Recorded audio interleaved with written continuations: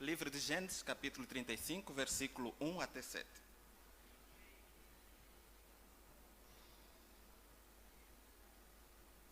Amém? Podemos ler? Diz assim a palavra do Senhor. Depois disse Deus a Jacó: levanta-te, sobe a Betel e habite ali, e faze ali um altar ao Deus que te apareceu quando fugiste de diante da face de Esaú, teu irmão. Então disse Jacó à sua família e a todos os que estavam com ele: tirai os deuses estranhos que há no meio de vós, e purificai-vos e mudai as vossas vestes. E levantemo-nos e subamos a Betel. E ali farei um altar ao Deus que me respondeu no dia da minha angústia e que foi comigo no caminho que tenho andado. Então deram a Jacó todos os deuses estranhos que tinham em suas mãos e as arrecadas que estavam em suas orelhas, e Jacó os escondeu debaixo do carvalho que está junto a Siquém. E partiram, e o terror de Deus foi sobre as cidades que estavam ao redor deles, e não seguiram após os filhos de Jacó. Assim chegou Jacó à luz, que está na terra de Canaã, esta é Betel, e ele e todo o povo que com ele havia. E edificou ali um altar e chamou aquele lugar El Betel, porquanto Deus ali se lhe tinha manifestado quando fugia diante da face do seu irmão. Louvado seja o santíssimo nome do Senhor. Amém. Jacó entendeu muito bem a mensagem de Deus. E eu digo isso porque logo a seguir, quando ele recebeu essa palavra, ele disse a todos que estavam com ele: venham, tirem todos os deuses estranhos do nosso meio, purifiquem as vossas vidas, mudem de vestes e vamos a Betel, o lugar onde Deus se manifestou na minha vida. Louvado seja o santo nome do Senhor. Amém. Jacó entendeu a mensagem, por isso sabia que haviam requisitos para se chegar à presença de Deus. Ele sabia que não se chega à presença de Deus de qualquer maneira, não se chega à presença de Deus do jeito que nós queremos, mas temos que fazer alguns sacrifícios. E para eles, ele tinha que deixar, ou eles tinham que deixar os deuses estranhos, louvado seja Deus. O que são deuses? Existem muitas definições sobre deuses, mas eu preferi essa definição. Deuses são seres que, com uma virtude por excelência, acabam superando tudo e todos numa certa característica, e quem os conhece nessa experiência acabam os entronizando, venerando, adorando-os, seguindo-os e tornando-os fonte de inspiração. Assim aconteceu com várias nações, com vários povos. Por alguma experiência que viveram com certos deuses, vemos o nome de Deus Astarote, Deus Baal, Deus Camus, Deus Moloques. Esses deuses acabaram sendo adorados porque de alguma forma a experiência que o povo que os adorava teve é que eles se mostraram com uma virtude por excelência que superou tudo e todos, e a partir daí eles se apegaram a esse Deus e não quiseram mais adorar a mais ninguém a não ser esse Deus que se revelou grande para eles. Louvado seja Deus. E esses deuses nos tempos passados eram adorados em forma de imagens, louvado seja o santo nome do Senhor, eram venerados, eram seguidos,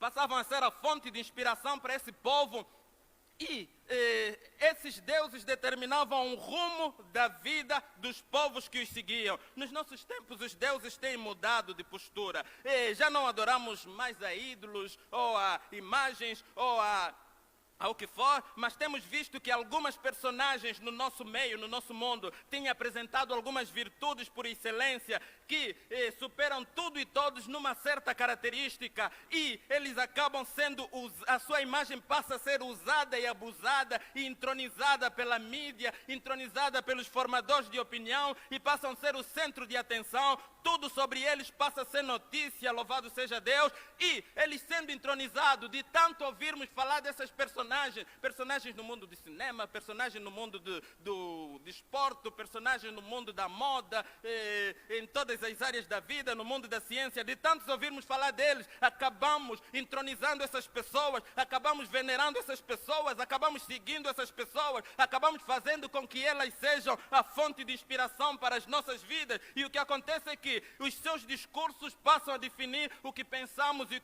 e a nossa forma de pensar e a nossa forma de agir. Os seus discursos ou a sua forma de agir definem os padrões da sociedade. Se ele decidir que deve andar ou vestir ou se comportar de uma certa maneira, então a sociedade acaba seguindo, porque é o modelo, passa a ser o modelo, passa a ser o padrão, passa a ser a norma. Quem sair desse padrão pode ser encarado como fora, antissocial ou fora do padrão da sociedade, louvado seja Deus. Os seus padrões de conduta, padrões de vida, padrões de apresentação acabam determinando como cada um na sociedade anda, e isso tem feito com que valores da igreja, valores que a igreja, que a Bíblia, que Deus sempre nos ensinou, passam a ser encarados como estranhos.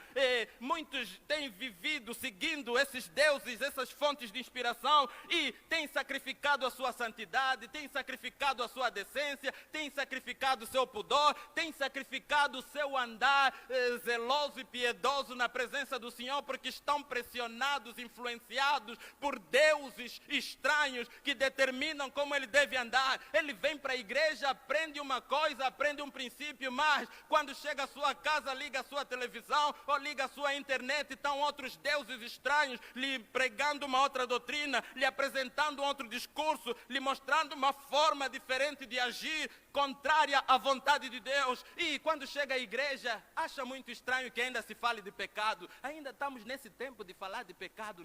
Não é que ainda estamos nesse tempo. Você correu demais, porque você está sendo tomado, influenciado pelos deuses estranhos desse mundo. Louvado seja o santo nome do Senhor, aleluia. No primeiro livro de Pedro, capítulos 2, versículos 9, está escrito que nós somos geração eleita, sacerdócio real, nação santa, povo adquirido, para mostrar as virtudes daquele que nos chamou das trevas para a luz. Louvado seja Deus, amém? Fomos chamados com esse propósito. Precisamos estar na presença de Deus e habitar ali para que Deus nos revele esse propósito, nos faça compreender esse propósito. Fomos chamados para mostrar as virtudes daquele que nos chamou das trevas para a luz. Louvado seja Deus, amém? Agora olhe para a tua vida. Quando você se prepara ali no espelho, está ali a se embelezar, a forma que veste, aquela roupa apertada que realça o teu corpo, seja homem, seja mulher, ou o que for, tudo que você põe para estar melhor apresentada para o mundo, você está fazendo por influência dos deuses estranhos, ou está fazendo porque se lembra que você foi chamado para mostrar as virtudes daquele que te tirou das trevas para a luz? Para quem você está servindo? Quando você anda, quando você abre a tua boca e fala, para quem você está servindo? Está servindo os deuses estranhos ou está mostrando as virtudes daquele que te chamou das trevas para a luz? Para e faça uma análise. O padrão de conduta que você segue, as tuas opções, a tua forma de agir, os teus paradigmas estão a seguir os deuses estranhos deste mundo ou estão mostrando as virtudes daquele que te chamou das trevas para a luz? Deus nos desafia a fazermos essa reflexão. E após essa reflexão, então, reconhecendo que você tem deuses estranhos na tua vida, você precisa abandonar esses deuses estranhos. Você precisa deixar para trás esses deuses estranhos. Precisa se purificar, mudar de veste e levantar-te e ir ao lugar da presença de Deus e habitar ali. Louvado seja o santo nome do Senhor. Amém?